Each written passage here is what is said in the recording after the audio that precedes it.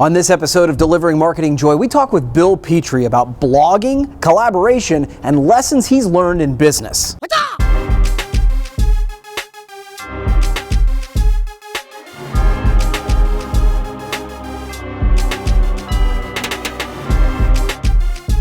Hey there, and welcome to another edition of Delivering Marketing Joy. I am your host, Kirby Hasseman, and I have got a rock star with me back again. And so really appreciate that. We've got Bill Petrie with me today. He's the president and CEO of Brandivate, an awesome company that at least currently certainly specializes in the promotional products area, but really a great guest, and I really appreciate you taking the time.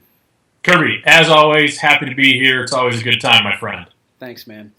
Well, so one of the things, and you and I have done talks together, we've traveled, and so you and I have gotten to know each other a little bit, and you've told me that blogging has been one of the best tools for your business. Can you tell people why blogging matters and what they can expect if they start a blog today? Yeah, I'll tell you, as I know you've heard me say, blogging is the single most effective professional development tool I've ever used, period, bar none. Wow. It's helped me in a couple ways. Personally, it's absolutely been an excellent creative outlet for me. I believe every single one of us is creative. We all have different gifts we're given. I'm not a musician. I don't do, I can't sing, I can't dance, but I can write. And it's been an excellent creative outlet for me and helped me grow as a person. So that's the first thing personally. Second thing personally, it's kept me wildly curious, which I absolutely love and think is so vital to just constant learning. It keeps me questioning, how do things work? Why do people think the way they do? Why do people do what they do? And most important with that wild curiosity, it's helped me question my own opinions. Sometimes, and people who know this about me, I always question my own opinions. I'm not sure if I'm right or not. So as I write blogs and I write things down, it really helps coalesce my own thoughts into something that I really feel, okay, I can share this. So two things on the personal side is why blogging matters. The second, professionally, it has been such a tremendous showcase for me to share whatever knowledge I have, whatever expertise I have, and it's allowed clients and potential clients to get to know me before they even connect with me. Mm-hmm. So you and I talk about this, and a lot of the things we do is that people still buy from people they know, like, and trust. The only difference now is people buy from people, brands, and companies they know, like, and trust. And blogging has allowed people to kind of get to know me without really even meeting me. So they know what I think, what my views are on certain topics. For example, swag, which we're not going to talk about today, but we have, so people get to know me. Second, it allows more than one perspective, and that's really priceless. It's allowed me to really, and it kind of goes back to that curiosity thing and questioning my own opinions. It's allowed me to share more than one perspective. The reach, and we ask what people can expect. What can people expect when they blog? Fear is always a good one, because every time I put my own thoughts out there, I wonder, is this the one where people say, okay, you're really a hack, aren't you? And I do believe that. Every time I send one out, I white-knuckle it a little bit. I may have this aura of confidence, and man, I know what I'm saying is right. I'm a nervous Nelly just like anybody else because I'm putting the real me out there, so you can expect that. But what I think you can expect is if you do it consistently over time, the reach is incredible. My blog started about 1.5 years ago, and I think it had one reader. My wife wouldn't even read it. So the one reader was me, and then you were the second reader. And over time, in consistency, because I publish it twice a week, Mondays and Thursdays, they go out at the same time, right, without fail. Over time, people have asked to be guest bloggers. I've had you be a guest blogger several times. It started to build, and now I can look at organic readership of anywhere between 850 to 1,100 people on any given blog, depending on what the topic is. And sometimes you hit a home run and sometimes you swing and miss, and that's okay. But the reach that I've been able to do through blogging has been amazing. So it's really about content marketing. That's why blogging matters. It's this is one thing you always say. It's a give first economy. Mm. I'm giving people, really, when you look at it, I'm giving people parts of me. This is what I really think. So it's funny what people will tell me. Once I got to know you, when I read your blogs, I hear your voice. Yeah. And that to me is one of the single greatest compliments anyone can ever give me, because that's what I want. Those are my thoughts. You know me really well. I'm no different writing the blog or talking in front of people or just having a beer with a friend. It's me. And I believe in giving that to people. So I think you extend yourself to people, and what you get back, what you can expect to get back, is infinite. That's awesome. And I love the case study, and that's one of the reasons I kind of queued up, the blogging piece, because I know you've had a lot of success. And for those who want to follow Bill's blog, they can find him at Brandivate Marketing right there. Excellent. Okay, so you and I have collaborated on a few projects. We've done columns together, we've done videos together, we've done talks together. So what are some of the advantages of working together with others in your industry and in other industries to create and produce things? What are some advantages? I think the biggest advantage is I get to leech off of you and leverage your expertise. I'm joking, not really, but that is part of it. I think you really are able to get a different perspective. Yeah. What's funny is a lot of people look at, especially you and I, because we do so much together in the promotional marketing industry, as kind of thing one and thing two. But what's real interesting is there are a lot of times we agree. Yeah. For example, we write the monthly salt and pepper article through Promo Kitchen. And we literally do flip a coin, people, because a lot of times we agree on the subjects and sometimes we don't. In the times where we don't, I really learn a different perspective.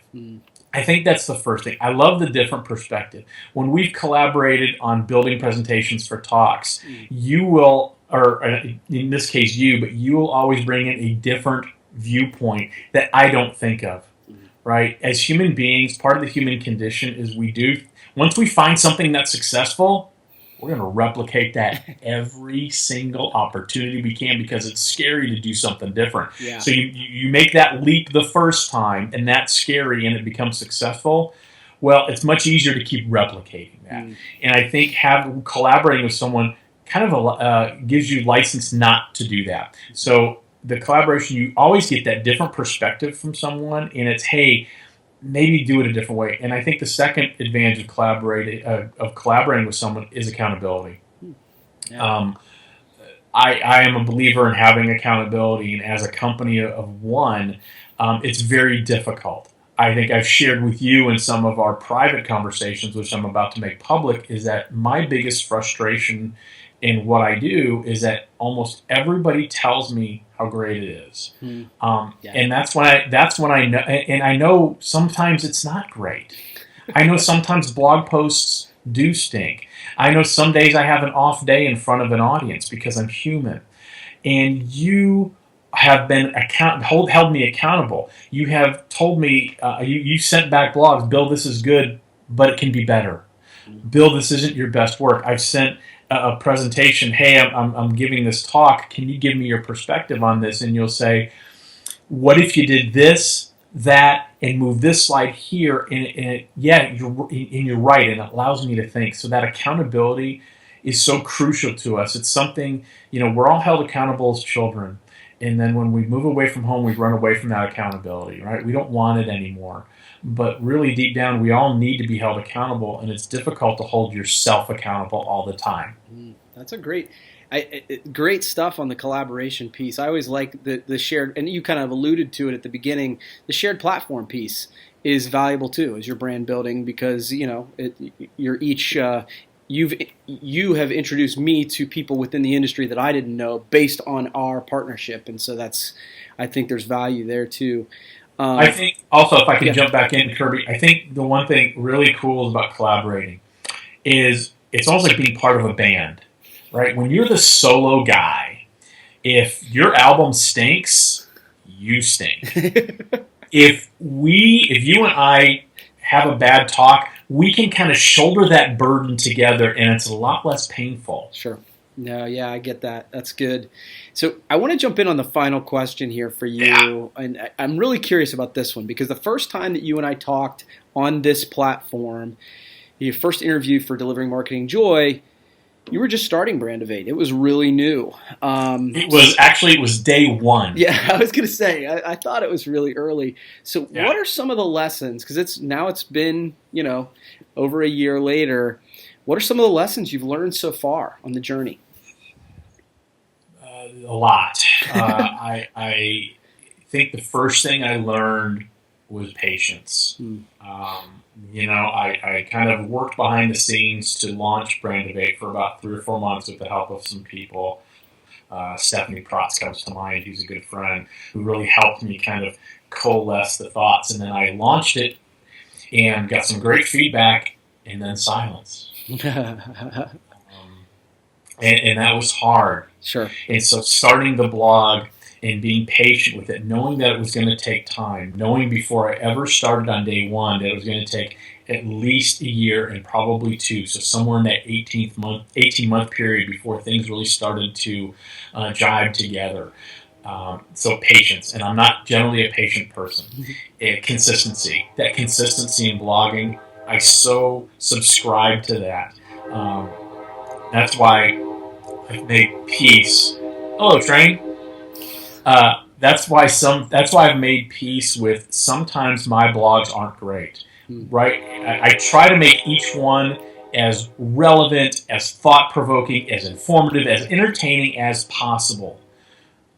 But the number one thing is I need to get it out Monday morning at 5:30 and Thursday morning at 5:30. That consistency has helped me. The second one is it's giving first. Starting this off being a consultant, I guess, for the lack of a better term, even though I hate that term, I like the term executive team outsourcing. But being a consultant in an industry that generally does not utilize them has been a challenge. And it taught me, and I learned this through you, Kirby, and I don't want this to be a Kirbyville love fest, but I did, but that we're in a give first economy. And that I really needed to give before I started asking. So I had maybe a little bit of name recognition before I started Brand of Eight just because I've been in the industry 15 years. Sure. But by giving myself, giving thoughts, giving that blog that had some relevance to people really helped round out building the company. And then the last one, I think, is the hardest, and that's being authentic. I am me.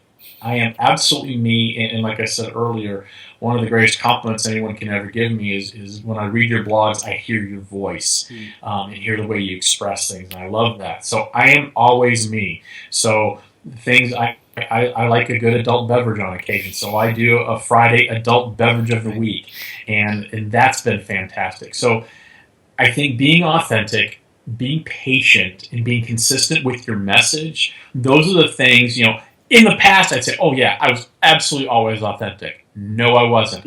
I'd say I was patient. No, I wasn't. I could say, oh, of course I was consistent. Nope, not a chance. And was I ever giving first? Probably not. So it's starting a business and being an entrepreneur almost by accident has really rounded me out, I think, as a professional and as a person, and it'll help me succeed whatever I choose to do next. Boy. That's great stuff right there, Bill. I appreciate you sharing that and kind of opening up on that because I think that those are things that everybody who launches something, whether it's a business or a sales career or an organization for anything, those are relevant. So you've answered my 3 questions. I give you a chance to ask me one, so fire away. Yeah, I had solicited some people, and so I do have a question. Oh, okay. I don't even know what it is, Kirby. So we're going to open this up right here live. All right, I like it. From the home office in Franklin, Tennessee. I'm pretty excited about this.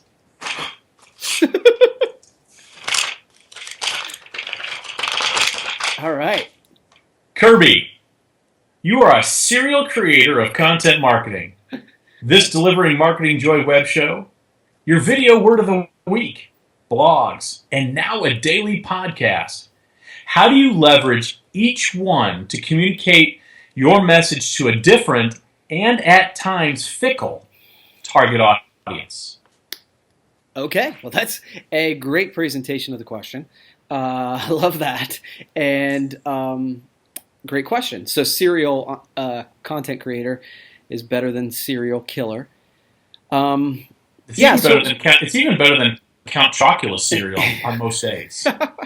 Oh, you meant a different type of cereal. I'm yeah, sorry, I got confused. yeah. So, in answer to your question, so I guess what I would say is I'm trying not necessarily to create a different message for each one of those venues. I'm trying to provide value to audience, our audience, prospects, customers, where they are. So some people really like to read things, some people like to hear them, some people like to watch them, and I'm trying to, to your point, share my personality, share my authentic self through the places where I think it makes sense for my audience to hear me. The new daily podcast has been, as you know, a big labor of love, as it were, and it's just been another way to show, to share, and hopefully to provide value to the people who are already buying in. The people who watch the DMJ web show have been asking sort of for a podcast version of it from the beginning. And so at the beginning of the year, I'm like, well, but how do I take it to the next level? How do I share with more people? How do I get into new areas? And so that's where that whole thing's come from. And so it's not so much trying to change the message. It's about having a similar message, but reaching people where it's most comfortable for them to be reached. Makes sense. I mean, it's just it really amazes me how much you do create. Thanks. I struggle from time to time with my twice a week blog, and I look at you and I'm like, I really need to shut my mouth when it's time to complain. He's got so much on his plate, and you do it really, really well. So Thanks, man. on behalf of the promotional products community, I guess I'm nominating myself spokesman for that right now. I appreciate all that you do in terms of generating content. I think it's great. This show is fantastic. I really think it's fantastic. And I love how we talk about fear, and I know you have some fear as you launch these new things, as we've talked about today even, but that you push through that fear. And you just do. And so kudos to you. Well, thanks, man. I really appreciate it. And that's a really warm and fuzzy note to wrap up this edition of Delivering Marketing Joy on. So thank you. I appreciate the words. And so that's going to wrap up this edition of the show. Bill, thank you for joining me. And thank you for watching. We'll see you next time. Thanks for watching, but wait! Can you do me a favor? Please subscribe to my channel. If you haven't done it already, the way to do it's right over here. And hey, if you want to watch the last episode, check that out over here. Again, before you leave, subscribe!